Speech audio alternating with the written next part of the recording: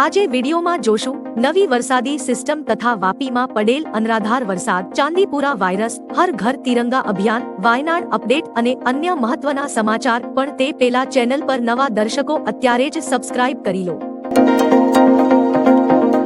વાપીમાં 7 inch વરસાદ પડતા 47 રસ્તા વાહન વ્યવહાર માટે બંધ. રાજ્યમાં ફરી મેઘરાજાની ધમાકેદાર બેટિંગ જોવા મળી રહી છે. અમદાવાદમાં ગઈકાલ રાતથી વરસાદી માહોલ છવાયો છે, તો બીજી બાજુ વાપીમાં 7 ઇંચ વરસાદ ખાબકતા રસ્તાઓ બેટમાં ફેરવાયા છે અને 47 રસ્તાઓ બંધ કરાતા વાહન ચાલકો પણ અટવાયા છે. હવામાન વિભાગ દ્વારા આગામી 4 દિવસ રાજ્યમાં ભારેથી અતિભારે વરસાદની આગાહી કરવામાં આવી છે, જેમાં સૌરાષ્ટ્ર અને દક્ષિણ ગુજરાતમાં રેડ એલર્ટ અપાયું છે. ચાંદીપુરા અપડેટ, 65ના મોત, કુલ કેસ 151. ગુજરાતમાં ચાંદીપુરા વાયરસના કારણે મૃત્યુઆંક 65 પર પહોંચ્યો છે. ઉપરાંત શંકાસ્પદ કેસની સંખ્યા પણ 151 થઈ છે. પંચમહાલ અને સાબરકાંઠામાં 16, અમદાવાદ 14, રાજકોટ અને ગાંધીનગર 11, મહેસાણા, બનાસકાંઠા અને વડોદરામાં 9, અરવલ્લી, ખેડા અને જામનગરમાં 7, મોરબીમાં 6, સુરેન્દ્રનગર અને કચ્છમાં 5, દાહોદ અને ભરૂચમાં 4 અને મહીસાગરમાં 3 શંકાસ્પદ કેસ નોંધાયા છે.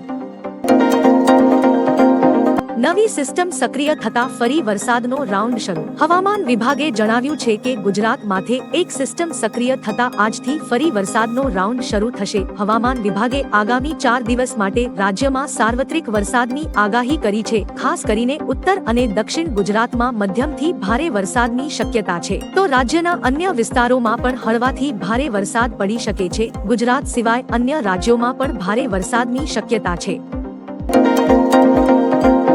નબળી કાર્યક્ષમતાવાળા કર્મચારીઓ પર વય નિવૃત્તિની લટકતી તલવાર. ગુજરાતમાં છેલ્લા 2 વર્ષમાં મોટી દુર્ઘટનાઓ બની છે, જેમાં મોરબી ઝૂલતા બ્રિજ, હરણી બોટકાંડ અને પછી રાજકોટ આ કાંડની ઘટનાઓનો સમાવેશ થાય છે. ગુજરાત હાઈકોર્ટે આ અંગે સરકારની ઝાટકણી પણ કાઢી હતી. ત્યારે હવે રાજ્ય સરકારે નવો નિર્ણય લીધો છે, જેમાં 50થી વધુ ઉંમરના એડમિનિસ્ટ્રેટિવ કર્મચારીઓ પર કામ કરવાની ક્ષમતાના માપદંડ પર વહેલા નિવૃત્ત કરી દેવાની તલવાર લટકાવી દીધી છે.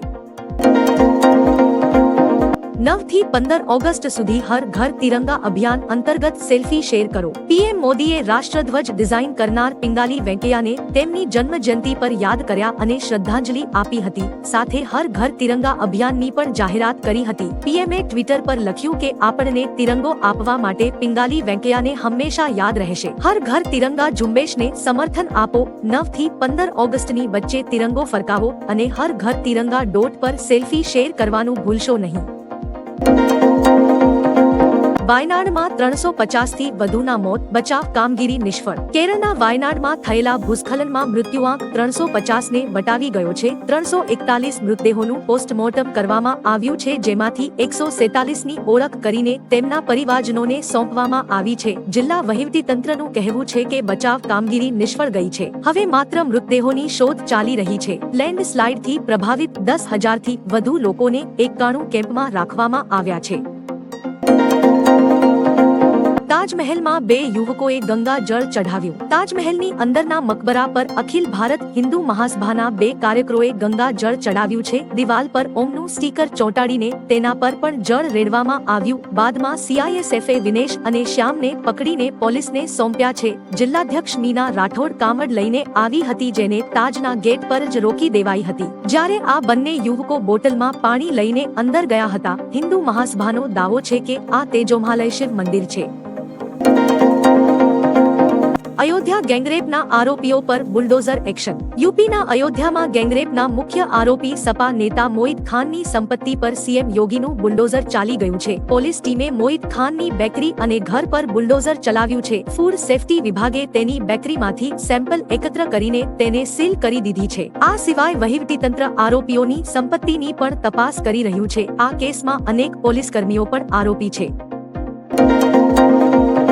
ઓલિમ્પિકમાં મેડલ જીતનાર ખેલાડીઓને મળશે મોટી ગિફ્ટ. જેએસડબલ્યુ ગ્રુપના ચેરમેન અને એમડી સજ્જન જિંદલે જાહેરાત કરી છે કે ઓલિમ્પિકમાં મેડલ જીતનારા ભારતીય ખેલાડીઓને નવી એમજી વિન્સર ઇલેક્ટ્રિક કાર આપી તેમનું સન્માન કરશે. પોતાના ઇન્સ્ટાગ્રામ એકાઉન્ટ પર પોસ્ટ કરતા જિંદાલે કહ્યું કે ટીમ ઇન્ડિયાના દરેક ઓલિમ્પિક મેડલ વિજેતાને જેએસડબલ્યુ એમજી ઇન્ડિયા તરફથી એક નવી એમજી વિન્સર ગિફ્ટ કરવામાં આવશે.